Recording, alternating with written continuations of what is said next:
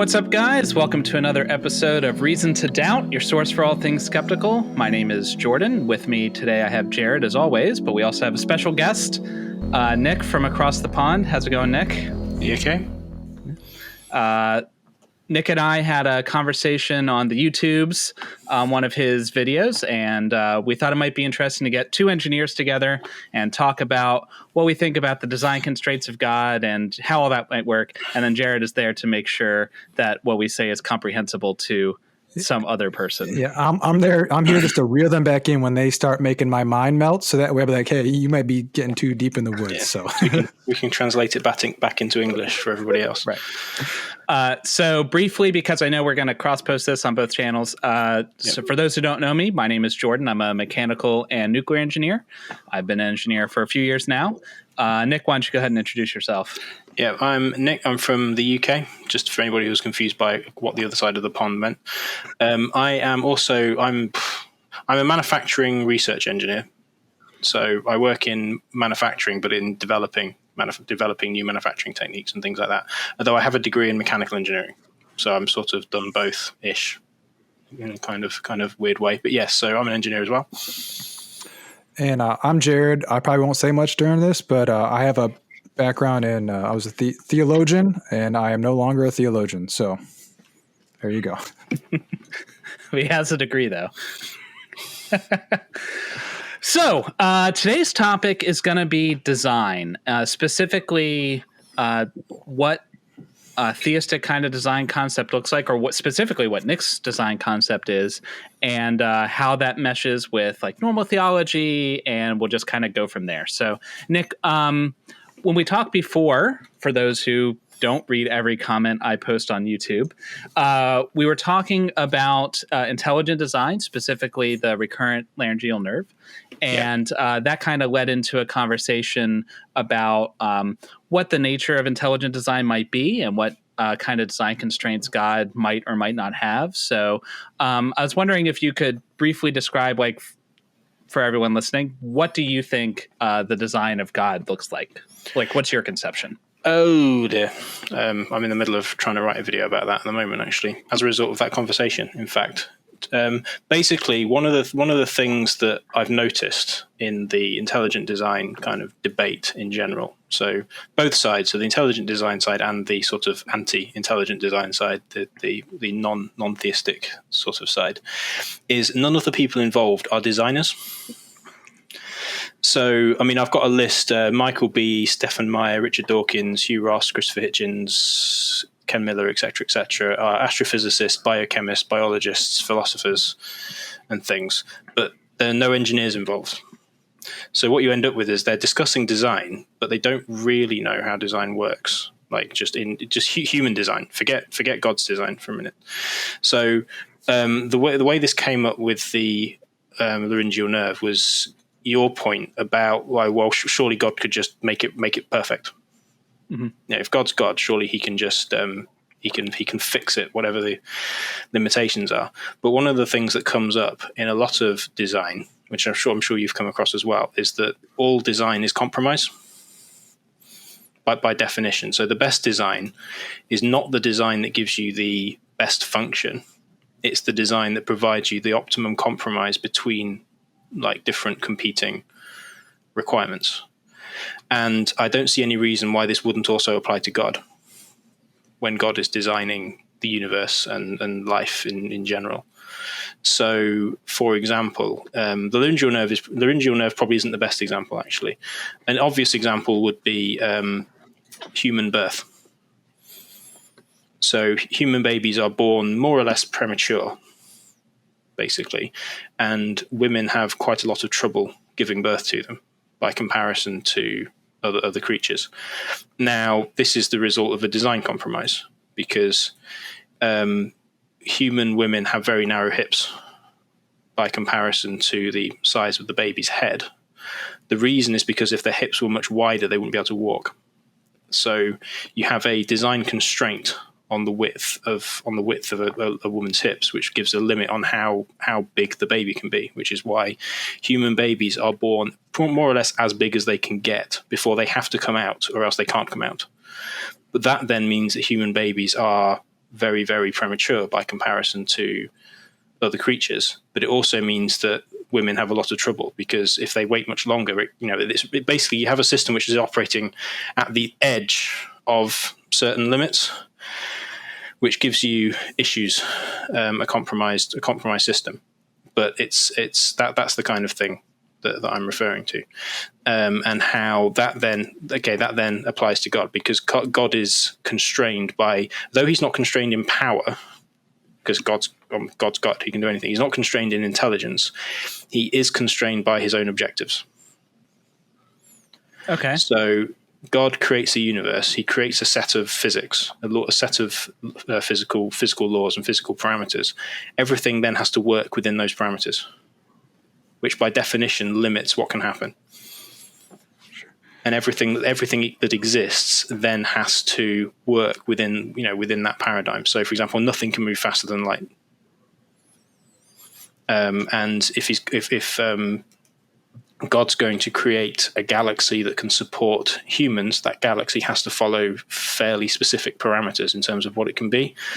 The Earth then has to follow fairly specific parameters. The Sun has to follow fairly. There are limits, within these things. It's sort of related to the what was it called? It's completely gone out of my head. Fine tuning. Mm-hmm. It's adjacent to the fine tuning argument. It's not the same, but it's related to that. So that's basically the position. For anyone who's not aware, the fine-tuning argument is essentially that life in the universe, or to whatever level the person making the argument is making, is finely tuned or specifically calibrated to allow for life. And that points, the argument goes to a designer. Yeah. Had it been any other way, that life wouldn't be possible. My question would be, before we get too much deeper into the rabbit hole here, would be, could you just give a brief description or a definition of God? So, like, is it a triomni God, like the traditional, Western Christian belief, or is it? Well, yeah, for me, yes, I'm a Christian. Okay. So it's when I'm talking about God, I'm talking about the Christian God. Okay. Now, in the case of when we're talking about design, it doesn't have to be the Christian God. It's a designer of some kind. Right. It doesn't actually, technically speaking, it doesn't have to be God at all. It could be some kind of extra-dimensional alien civilization. You get what I mean. Yeah. Right. We're talking about the. It's interesting because the question of whether the universe is designed is not actually the same question as to whether God exists. Right. They're often conflated, but they're not actually technically the same question. And I have seen physics scientists argue in favor of the universe being created, but not by God, but by some kind of computer simulation or something. And they have scientific reasons to argue in favor of that. But anyway, but when I'm talking about God, I'm talking about Yahweh, the God of the Bible, effectively. Gotcha. So I definitely appreciate what you said before with design being all about compromise, because the practice of design is to optimize your solution, but what is optimal depends on what your goals are. What's optimal for one solution, one set of goals may not be optimal for another set of goals. I'm interested, though, when you said God being constrained by physics. When you say that God is constrained by physics, but God is all powerful, God could violate physics if he wished to, right? But you're saying that he doesn't wish to. He can. That's what miracles are, effectively, right? But my point is, if something was miraculous all the time, then it's a law of physics by definition. That's a very pithy way of saying it. But the basic point is that it's like if you imagine any kind of engineering system, say imagine like an internal combustion engine, there is nothing in the law of physics that says all of those components have to be where they are. Mm-hmm. They've been moved there artificially by an intelligent agent, in this case by an engineer who's designed it, and probably some humans, some workmen who put it together. So it has been intelligently organized. And the organization has not, although the organization is in obedience to the laws of physics, it isn't driven by the laws of physics. Okay. But once it's all together, it follows the laws of physics in its operation. Okay. So when God when God makes something, although he could make it, the act of making could defy physics. In the same way that if I've got a little bit of Lego thing my daughter made. So if I'm lifting that up, I'm lifting it up in defiance of physics, in defiance of gravity. Mm-hmm. But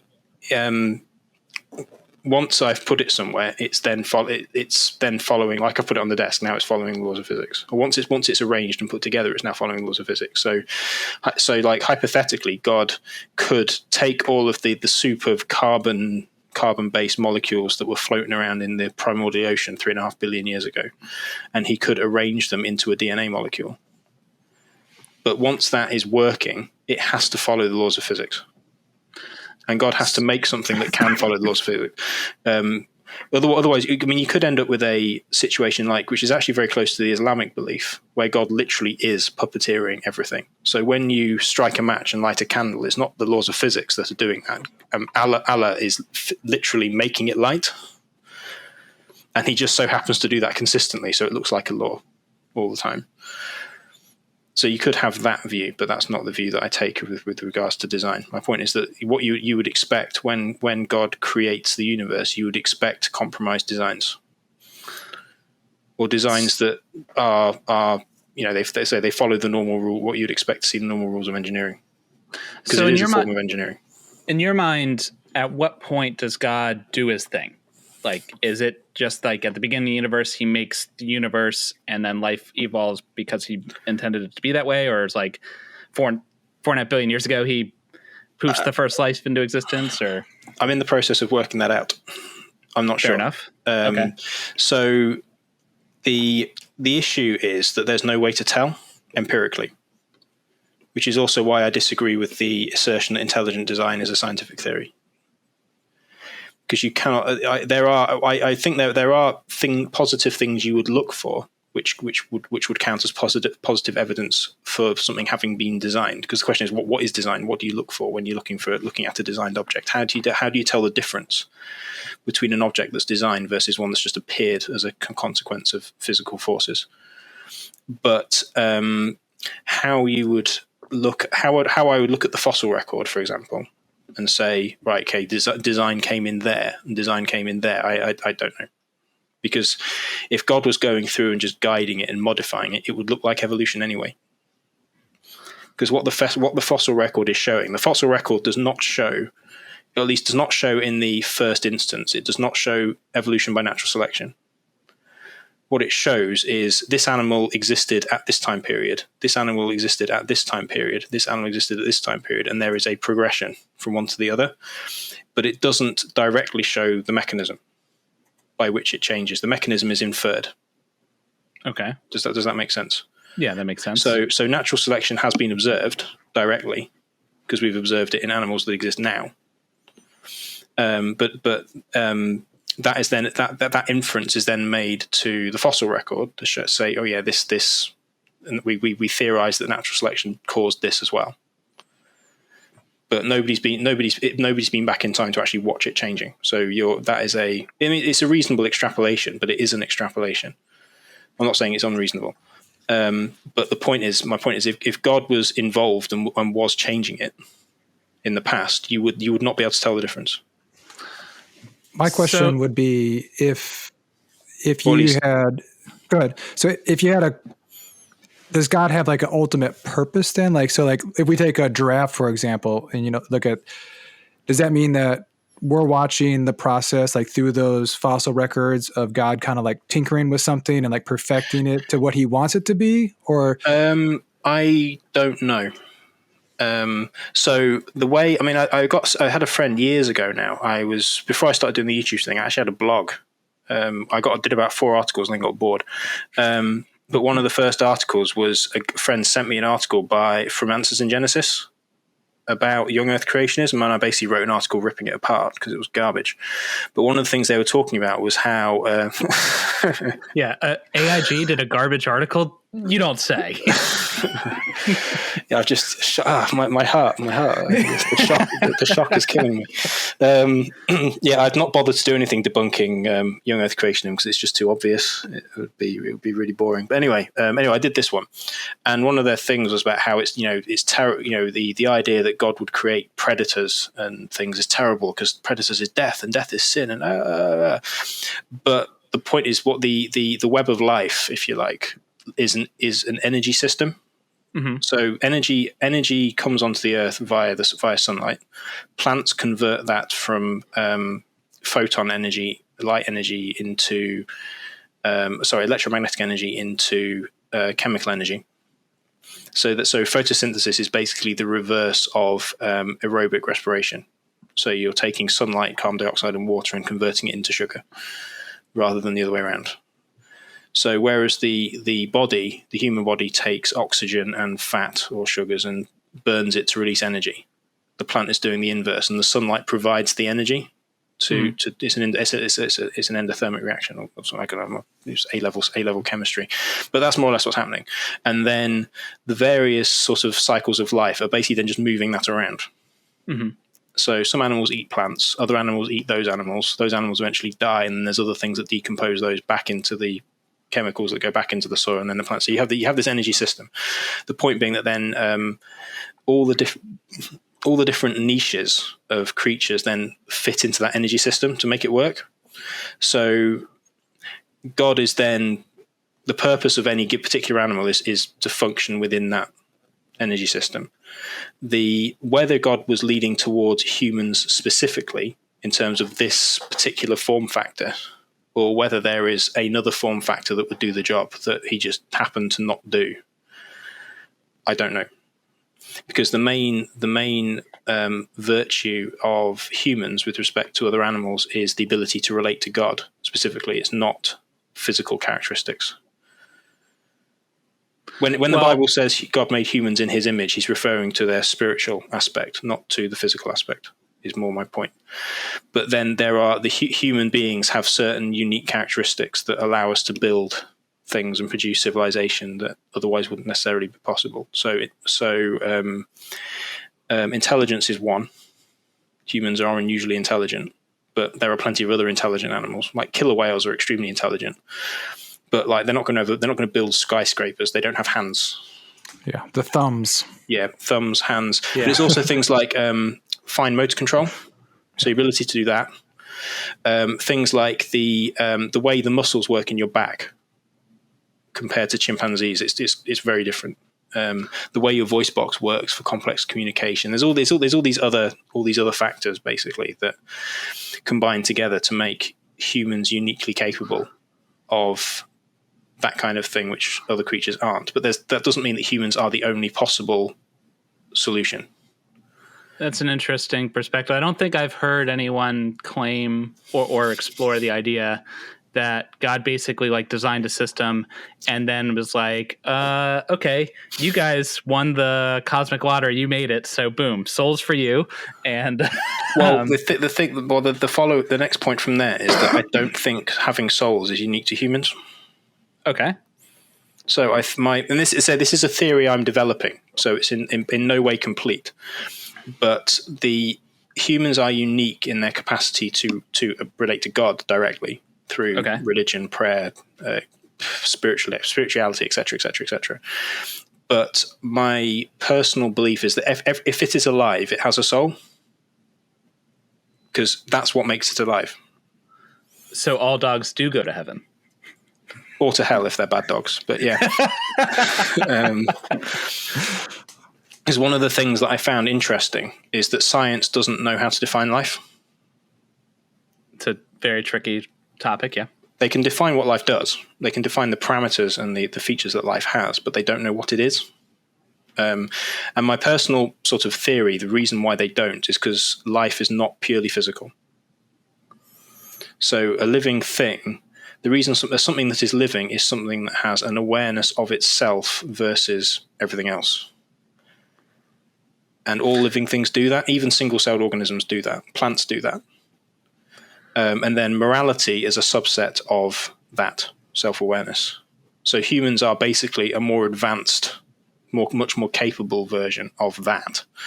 But what you have with humans is what you have with humans is essentially a set of parameters have been fulfilled. But humans aren't necessarily the only being that can fulfill those parameters. So God's objective was to get to where we are, and we are that endpoint, if you like. But that doesn't mean that's the only possible endpoint, because you don't know if there are any others. But we know that this one is.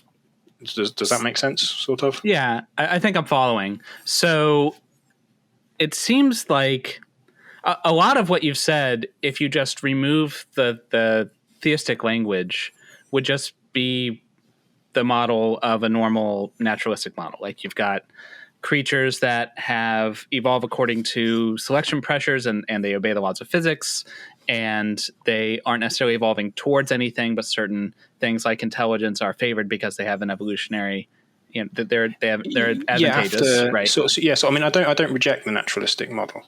Right. Because the basic point, I mean, John Lennox actually makes this point very well, is that God is the God of everything. So God is the God of the unknown. He is the God of the gaps, but he's also the God of the not gaps as well. So just because you know how it works doesn't mean God didn't do it. Right. The two are separate questions, but but then all that's needed, because given that natural selection is effectively a statistical inevitability, if you have variation, reproduction, and scarcity, you will get evolution. Right. It's inevitable. The only thing that's needed in addition to that is for God to just tweak the DNA himself, as and when he feels the need to point it in a particular direction.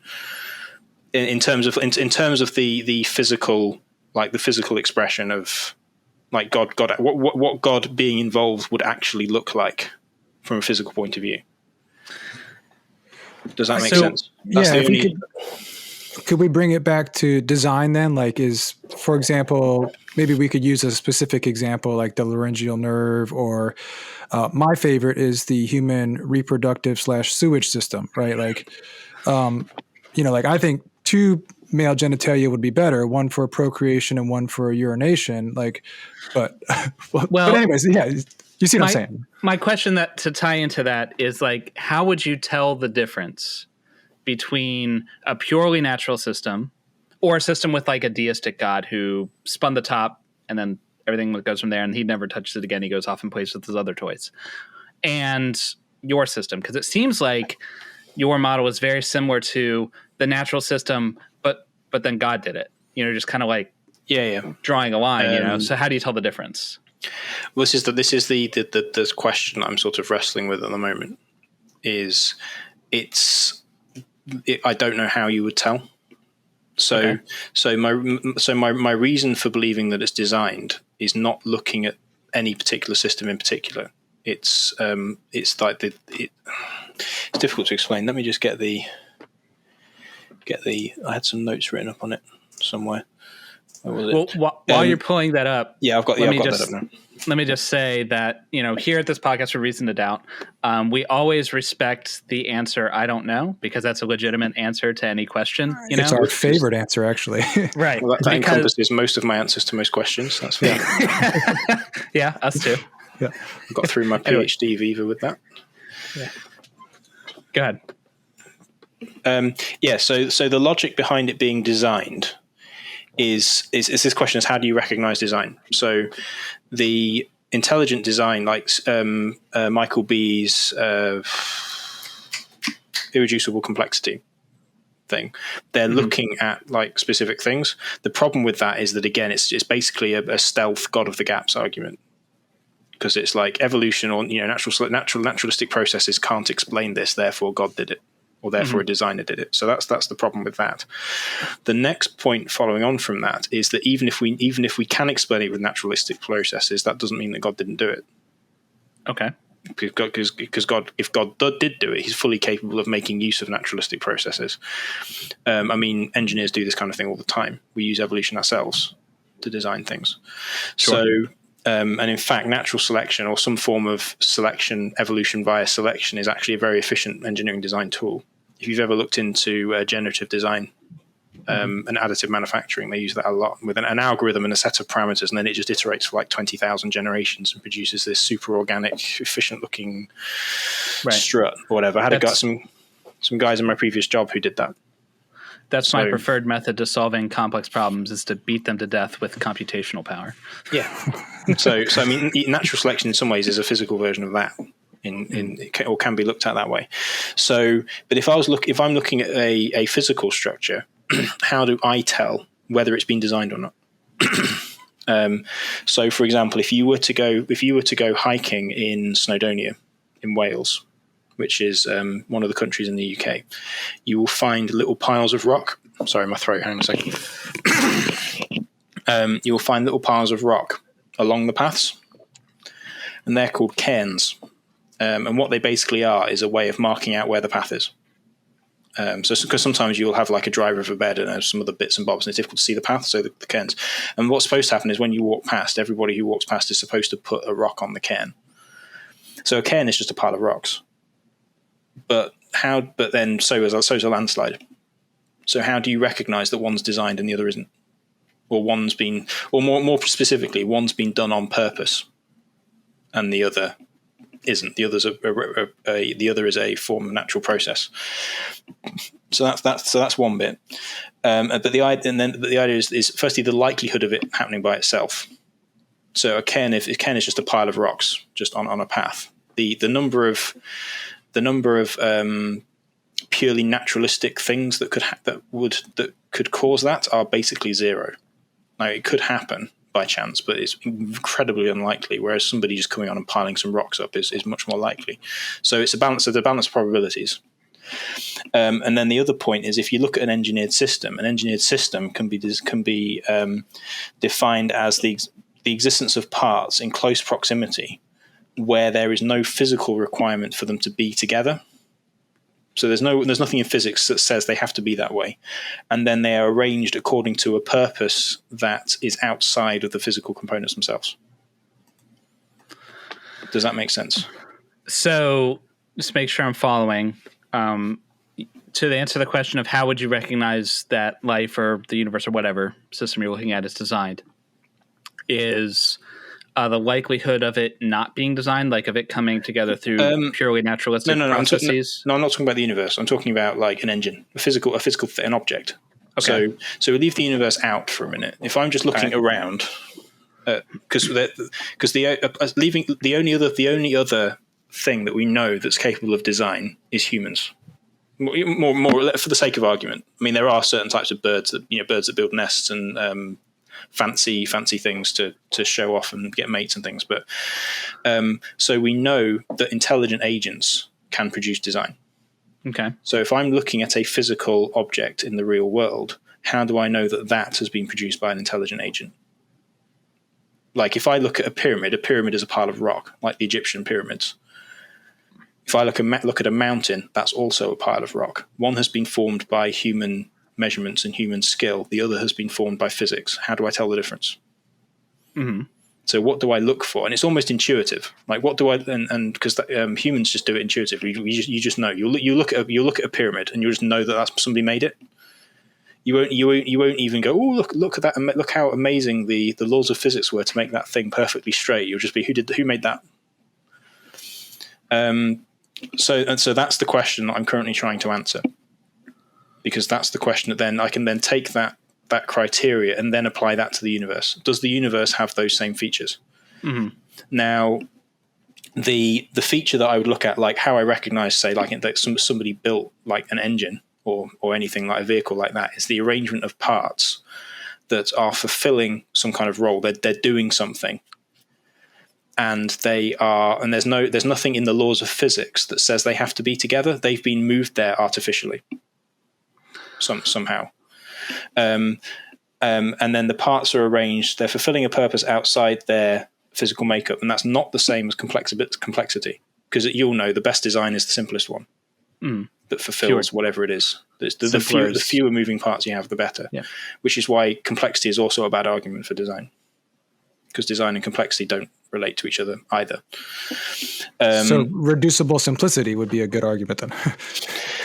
Yeah, well, the hallmark of a well-designed system is simplicity, not complexity. Yeah. So if in other words, if I can use a bent bit of metal to do a job, I'm not going to build a robot for it. That's the idea. The fewer moving, basically, it's just because of robustness. The fewer moving parts there are, the less there is that can go wrong. Mm-hmm. So when I did my design modules at uni, what I was taught was that the job of the designer is to build something as badly as possible and still have it work.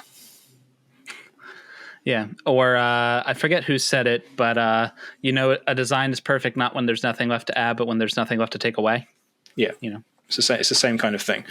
So at the moment, I'm in the process of identifying what I think are bad arguments for design, which is a lot of them, because most of them aren't being made by people who design things. Right. But then the idea is that when I look at the universe, especially when I look at life, you see mechanisms. So this is where Michael B, the complexity with the flagellum and all that kind of stuff. I don't entirely agree with him, but I think he's sort of on the right track. Like he looks at the wrong thing. So when he's looking at flagellum, he's looking at like complexity. Mm-hmm. But the point isn't that it's complex. The point is that you've got a whole set of parts that are organized in order to do something, and it's not done according to physics. Like, it's following physics, because physics is what makes it work. But the original organization is not that way. But if you compare that to something like, say, a salt crystal, which is very highly organized, but the reason it's formed that way is because of the atomic physics between the sodium and the chlorine molecules that form atoms that form a lattice. So that is done by physics. So that's kind of the direction that I'm going in at the moment of how to recognize it. But then once you've... Sorry, Karen. When it comes to the flagellum or any kind of physical system, you already talked about natural selection as a mechanism. And so I'm curious, and the answer maybe you're just working on it, you don't know yet. How would you differentiate between God or a creator or whatever deity designed this thing or nudged the thing towards this design, and natural selection did that thing? It's not an either or question. That's how I wouldn't distinguish between the two. I see what you're saying. Yeah, like in your mind, it's all God, right? So like God is. This is all kind of in flux, because as I say, I'm in the process of working out what I think. So we may have this discussion again in 6 months' time, and it's completely different. But the idea is that once you've established that you're looking at a design system, then the physical processes involved in actually producing it is a separate question. So that may very well involve that probably would involve natural selection. And there's obviously features that we have, features that lots of creatures have that are clearly evolved or devolved in some cases, where things have stopped working. And that's where errors have crept in, which God presumably hasn't bothered to correct for whatever reason. But the problem with that kind of thing is it's all tied into the objectives of the designer. God did not leave notes. Yeah, it would have been nice if you did, right? Yeah, it would have been nice if it was like, sorry guys, you're going to get scurvy because this bit broke, and but comment to do fix scurvy. I've commented this bit of code out for later, but he hasn't left notes. The point then is that we don't actually know what the design objective is, which is why it's very difficult to then say this is a bad design. Mm-hmm. Right. If I may, real quick. Sorry to cut you off there. Because with the design principles, like the simplest is the best design, right? But wouldn't that also apply to Occam's razor? Like the simplest explanation is that it's just nature. Like there's no need to invoke or to even include God into it. Like that's where I'm kind of leaning to, like in my thinking, right? Like what is it that makes you leap to or suspect that a God was involved in the entire process? Because the explanation for having. So I'm just trying to work out how to word it. So the natural selection is a physical mechanism. It's a physical creative mechanism. The idea that God is involved in things is like the level above that. So it's a little bit like saying, we know that you can use a lathe to make a thing. Mm-hmm. Therefore, we don't need to account for the existence of a lathe operator. That would be an analogy.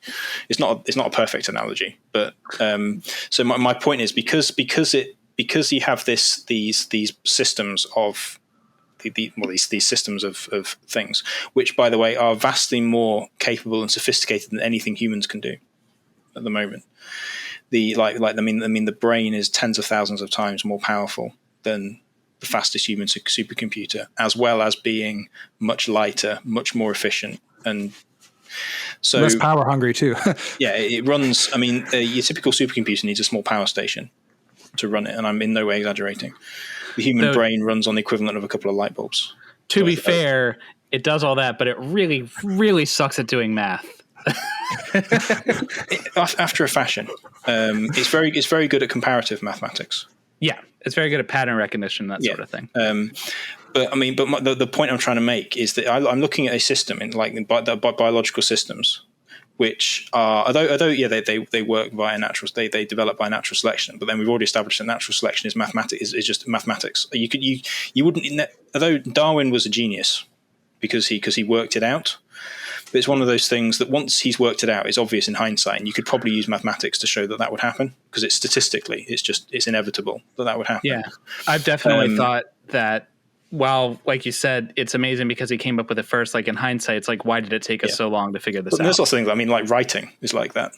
If you try and work out writing from first principles, I'm just like, wow, whichever genius came up with this idea is incredible. But we've established that in natural selection is always going to happen in a system with variability, reproduction, and some form of scarcity, some form of selection pressure, some form of scarcity. But we're looking at systems that are engineering systems. I mean, a cell is a protein factory. Mm-hmm. And they are systems that are vastly more sophisticated than anything that humans can build. But they are basically designed they work along the same principles as human engineering does. They're subject to the same constraints as human engineering is, which to me suggests that they have been engineered. That's the obvious logical inference. Therefore, Occam's razor, that's Occam's razor. To put it in very, very, very simple terms, it looks designed, therefore it's been designed. Okay. And a lot of the other kind of attempts to explain it via like multiverse and things like that are ways to get around the problem. But in very simple terms. And so I'm still working this kind of thing out. But we're actually going to be talking to Dr. Jeff Swearank on the multiverse next month. So we're going to get into that in the future. But I'm curious, suppose that the laws of physics came about. Let's set God aside, which for some reason, maybe God made them, maybe they came up, maybe they're eternal, whatever. For whatever reason, there's laws of physics and there's energy. Start from there. And then from that point, it seems to me that in your conception, everything you've described, we would expect to get pretty much to where we are now, because like you said, the selection arises from scarcity, which is a property of, the matter that we have and the energy of our system, and the laws of physics. And so if we start from the point of having energy in the laws of physics, I'm not sure the part where God fits in at that point.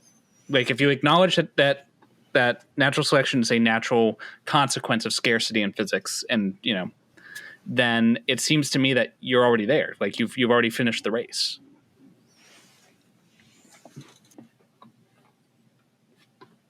Now, it may very well be that you need a God to get to that point. It's a fair point. I mean, I question the I question the capability of natural selection.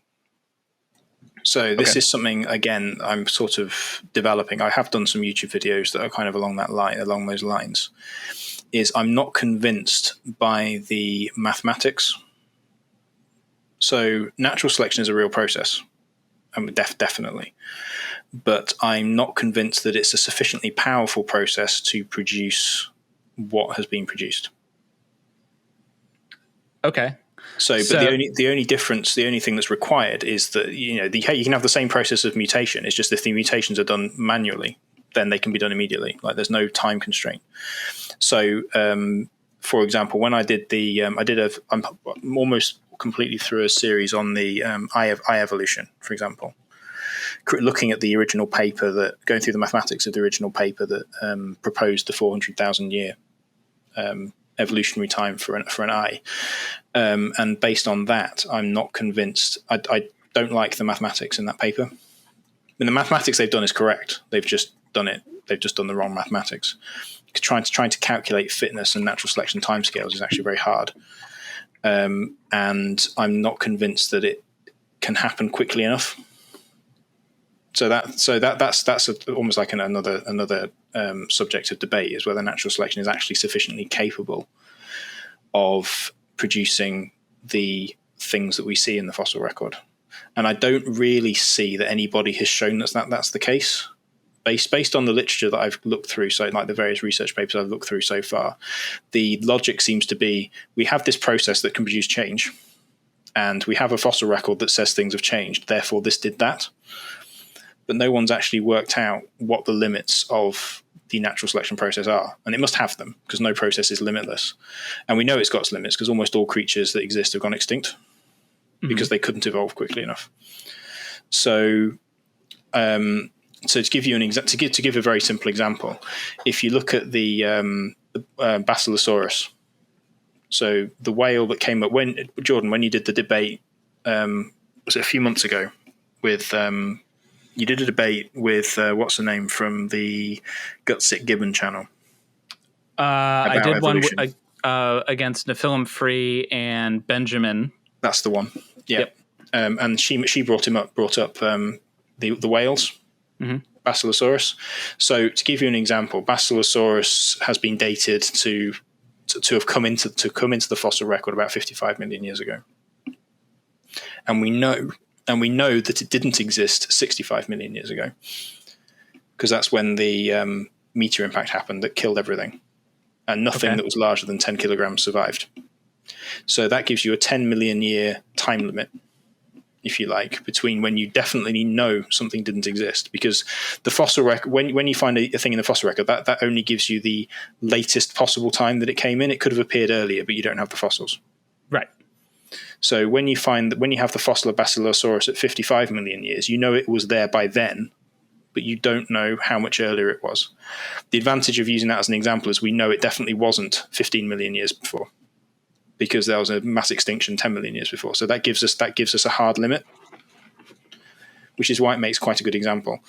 So we know that in 10 million years, mammals went from basically 5 to 10 kilogram sized rodents to 20 meter long carnivorous aquatic whales in 10 million years. I'm not convinced that 10 million years is enough time. And nothing that I've seen in the mathematics that I've looked at so far suggests that that's true. And that seems to me to be an assumption, that an extrapolation that gets made. So, but then the only if we established a general belief that design has happened on the basis of what I've already kind of sort of outlined, then the only thing that's required for God to do to make that happen is just to not rely on natural selection. It's to make changes in the genetic code directly. And then you would end up with pretty much the same progression. He's just kind of made it happen. But then the evidence for that would not exist. So if I can it would look the same. Summarize real quick what I think you just said and make sure that I'm tracking. You agree that there's physics, there's energy, there's scarcity, there's selection. Just hit my mic. There's selection. And that can produce changes and evolution. However, what you're not persuaded is that those mechanisms in and of themselves are sufficient to explain the speed and diversity of life we see. And to bridge that gap, that's where designer would come in to direct those processes to kind of shorten the timelines and kind of get over the hump of those constraints. Is that? Yeah. At present, of course, that is also a God of the gaps argument. Okay. That's fair. So, as I say, I'm still in the process of working it all out. It's in a position where, based on based on the things, like, it's obviously designed. So my question is more like how that works, which is a different question and a more difficult question to answer, because, and you get there are theistic evolutionists. What name have I got down for people like that? People like Ken Miller, for example. And there was the other guy, the guy who headed up the Human Genome Project, Francis Collins. Are both Christians who believe, who fully accept the whole thing. So the two are not. Based on sort of that authority, I'm prepared to accept that the two are not incompatible. How that works in my own mind, I'm still sort of in the process of working out exactly what it would look like and how it works. But that's sort of where I am at the moment. So that kind of ties into one of the questions I had written down that I wanted to get at. So we're at 45 minutes. So let's say you do all this research and whatever it is convinces you, and you get moved into the camp of Francis Collins, where natural processes do the whole thing. Does that have theological implications for you? Do you think that, supposing that happened, do you think you'd end up like Francis Collins, where he's still religious? His book actually was the thing that knocked me out of young earth creationism, coincidentally. Yeah. I vaguely remember hearing you talk about young earth creation, being a young earth creationist. Yes, I was an idiot once. That's for sure. No, I wouldn't go as far as calling young earth creationists idiots. I think people like Ken Ham. Actually, no, Ken Ham isn't an idiot either. He's a very smart businessman. Yeah, I agree. But I don't know, actually, whether it would have theological implications. Because the thing is, from a Christian point of view, a lot of this stuff isn't really all that important. Mm-hmm. There is no Christian doctrine that hinges on the earth being 6,000 years old or 4.5 billion years old or whatever. The Christianity hinges on the death and resurrection of Jesus. Which by itself, if that happened, then God exists. Like, people don't come back to life via natural selection. But there's no real. In some ways, it's the whole thing. While it's interesting from a theological point of view, it's not really all that relevant. Like, there's nothing about evolution that would stop me from being a Christian. Now, if you disprove the resurrection of Jesus, that would. That's a different podcast. Yeah, we can do that next time. But yeah. But I don't know what difference it would make, if any. Because I'm mainly trying to explain it because I don't like being ignorant about things. So I'm looking into it because I personally find it interesting. I find it satisfying to kind of work out how it was done, which I'm sure as an engineer yourself you can appreciate. Taking things apart and looking at them is part of it. But my personal thing is I try and chase facts as much as possible, while acknowledging that I am biased by definition. I try and avoid that as much as possible in terms of the actual analysis. Well, that's all you can do. Is acknowledge your own bias and do your best to overcome it. But no, because the thing is, it's not just showing like that evolution is true. It's you have to provide positive evidence that it cannot have been designed. Well, at least, to satisfy me, that's what you'd have to do. Okay, that's fair. Yeah, I would say for me, coming to it not with I no longer had the pre-existing belief that God exists. So for me, if it were simply neutral, if it were just 50-50, the evidence it's unclear, then I would default to not design just because it has fewer assumptions. But if it were 50-50 and I was already coming for other reasons, for other evidences or whatever, I was already persuaded that God existed, then obviously that calculus is different. I think I can't change my starting point, unfortunately. I still think though, if I was neutral, I think I would still lean towards design. I think for the reasons that I've outlined, which incidentally did happen to somebody I know who started out as an atheist and was convinced by their medical degree that it must have been designed somehow, and then they ended up as a Christian a few years after that. So it does happen the other way, but then everybody's different in terms of what evidence they're interested in and what they'll accept, and their own personal levels of skepticism and internal biases and things like that. But I'd be curious to see, like, if we took the whale example. I don't remember the name of it because I'm not that smart, but the 55 million years ago whale, right? And if somebody were to sit down with you and show like how that could have occurred in 10 million years through naturalistic causes, or had a sufficient explanation as to how that creature got to that size at that time in the fossil record, obviously I don't believe that one incident of that would change your mind, but I imagine it might make you take pause to look at that and then, be curious like how that would affect your thought. It would be very interesting. So say I'm interested in the facts. So and learning about, and given that I believe in God already, natural selection is the tool that he used, at least in part, obviously. So the more you learn about that, the better by definition. I mean, this is the attitude that like all of the scientists back in the Middle Ages, all the Catholic ones, and back in the mid to late Middle Ages, was God made it, therefore we have a sacred duty to learn how he did it. Mm-hmm. was effectively what got science started in the first place. And I mean, there already is a fossil narrative for Basilosaurus as it is. Like the fossils already exist, and Jordan will know this because he's debated it already. That there is a fossil lineage that goes from glorified rats all the way up to whales and all of the intermediate forms that go in between that. So I have no doubt at all that there was a progression.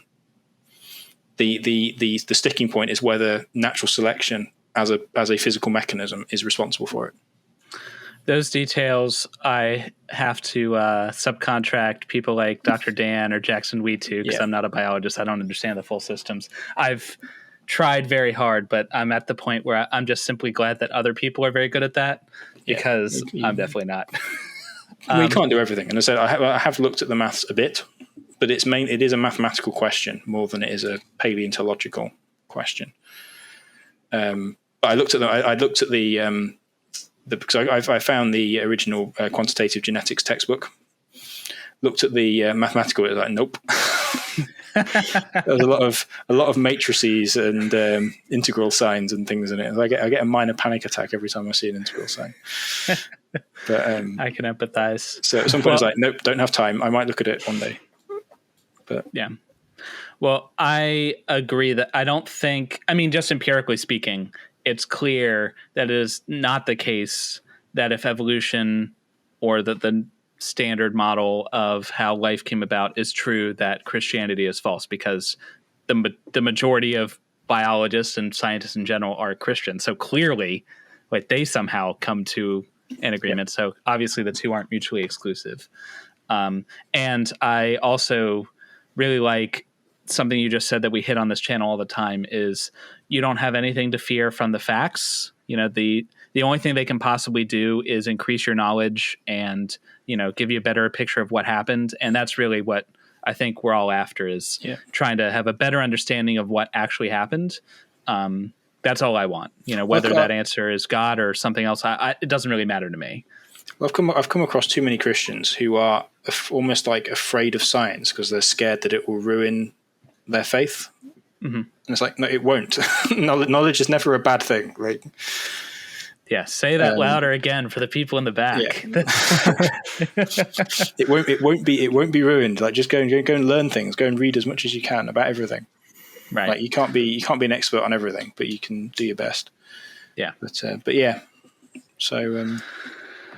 Well, we've been going for almost an hour, so I think it's probably a good time to wrap up. I really appreciate you coming on and talking to us. This is really interesting. It's a perspective, like, I've heard pieces of it elsewhere, but this particular combination of the perspectives, I think this is the first time I've heard anyone put those pieces together in that particular way. Good, I feel really special now. Yeah, really interesting conversation. You want to talk about, like, your channel, what you have coming up? So my channel is called Reality Insights. On the basis that if atheists can have really pretentious names about rationality, I don't see why I can't as well. And also because I originally called it Nick G, and then I wasn't even on the first page of YouTube search results. So it sort of cover everything that I find interesting, really. So there's some stuff about evolution on there. There's some stuff about Bible history on there. Some little bits and bobs about elements of Christian theology on there as well. And stuff I've got coming up. What have I got coming up? I've got a video coming up which will talk about this a lot more in terms of intelligent design. But intelligent design from the point of view of an engineer who designs things, and what I think is good about it, what I think is bad about it, what I think the bad arguments against it as well, and then how I would also how I would do it if I was going to do my theory of intelligent design, sort of what I would do. So there's that video that's sort of partially written. There's another one about the burden of proof and atheism and the burden of proof as a follow-up to the first one, which was a bit rubbish. So I'm doing it again properly. And then I've got some stuff about the Book of Genesis. So that's not. I'm not targeting Answers in Genesis in that video series, but it's very much a response to the kind of nonsense that they come out about it. But that's just about Genesis, Genesis 1 to 11, creation, Noah's Ark, and all that kind of stuff. I have about 24 videos in various stages of production. But unfortunately, having a job and a family and things means that my production rate is somewhere around 1 video a month. But yeah, so if people want to check that out, feel free. There's 2 of us, and you are way ahead of us in terms of videos and production, so don't feel bad. Well, when I say in production, it means I have a Word document with a list of bullet points and a title. That's my definition of in production. That's still way past. You're doing better than us, yeah. Well, thanks again, Nick. It was really a great conversation. For us, what we've got coming up, we've got, like I said, we're going to talk to physicist Jeff Swearank next month about the multiverse, so hopefully that'll be a good conversation. I've got a debate on modern day debates coming up with that guy we mentioned earlier, Benjamin, because it was a really fun conversation, and I just can't help myself arguing about young Earth creationism. Yeah, I enjoyed listening to that one actually. It's I could do young Earth creationism, but it's just everybody else does it. And it's like, what do I have to say that's not already been said? It's like the pinata that's still hanging on that every kid at the birthday parties beat together. You know, we all know it's nonsense. So what's the point, really? Yeah. Although actually, no, I do have a video that I'm making about why I think it's really cool. Not because it's true, but just why I think young Earth, all of the things I think about young Earth, that I think of young Earth creationism are just really, really good, like really cool. I can see why you'd want to believe it. Mm-hmm. Any creation museum that has a diorama of people fighting dinosaurs is by definition awesome. That is a pretty, I wish that could be in a history book. It's much more interesting than reality. Yeah. Remember that TV show Land of the Lost? That was pretty. Yeah, so I do have. I'm actually making a video about young Earth creationism, but it's about all of the cool and awesome things about it, as opposed to the nonsense, because the nonsense has already been covered much more competently than I can. But yeah. Yeah. Well, definitely go over to Reality Insights and subscribe to his channel. He's got really good stuff. I've enjoyed every video I've watched, and I'm sure the rest will be great. Until next time, make sure you subscribe to our channel too, so you'll see all our good stuff. And until then, remember, you've always got reasons to doubt. Thank you very much for having me. Thank you, Nick. Cheers. Bye-bye.